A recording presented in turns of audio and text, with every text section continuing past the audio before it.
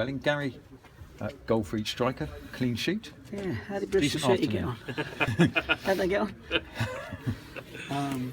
Yeah, it's nice to get your two strikers scoring, that's for sure. And they both love scoring, and it keeps them in credit for the next game. And you know, our next game we're going to need to get goals, because Kidderminster look like they're on a bit of a decent little run with 3 wins on the trot. Credit to them, and well done, and that should create a great atmosphere and a good football match, because it's important for both teams to pick up the 3 points on Tuesday. So with a bit of luck we'll have a good crowd.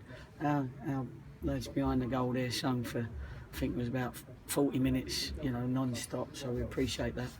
And I wanted to go a bit closer to them and personally show them how appreciative I was, because it does keep your team in it when they could drop their mentality a little bit, because it wasn't easy. That would be rude to say that, but they didn't create many chances, but they were athletic, and so they do have that run in them. They've got a bit of a sprint in them, and if something ricochets off somebody, that can put them in. We had enough good football, didn't we? And really we should have had at least 3 or 4 more from the chances that we had, but we didn't, and you know, you can't cry over it. You know, at the end of the day, 2-0 is 2-0, 3 points. And those two strikers played 4 games together. They've scored 9 goals in those 4 games. Terrific stuff. Yeah, it's good stuff. And Billy joined them with 20 minutes to go, and he should have added a couple to that as well. But he'll be okay. So no, you're always pleased when your strikers are scoring, because then your supporters are not screaming every day, every week that you need a striker. That's most clubs are screaming that their team needs a striker, but you can see the work rate that those two put in, and I thought they were 2 quality goals actually. I was really pleased with the work that Jordan put in for Wrighty's goal, for the header, getting across somebody. It was a great header, good time to get it.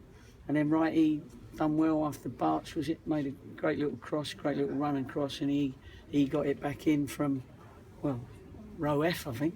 It looked it for me. I mean, I would have to see it on the video. It looked like it had gone out of play. So credit to him, he didn't give up on it, and he played the ball back for an easy goal. And I'd said at half time, I need some more easy goals. At the minute, we're all hitting it from 30 yards, and you know, there was another pass. And if you put in that other pass, we'd get a goal, and that was a typical point in case. And Dan Holman really settling in very well. He's settling in very well, as is, I thought Jordan Cranston played very well today. He showed that, you know, it won't take him long to get up to speed with us. Cameron Burgess, I thought he was a colossus back there today. You know, he had a hard task with Cabby, you know, where he's played at a very high level, the boy, and he's quite clever, and I thought Pars and Cameron played him very, very well.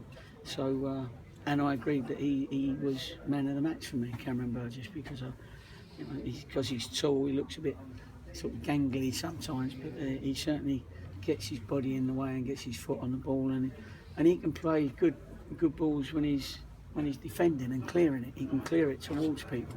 So I'm pleased with him. So all in all, you know, you can't moan about it, and which I won't. And I've just said to the boys, there's little things you've got to improve on. But I'll say again, a win's a win, and it's another 3 points that you haven't got to go back for.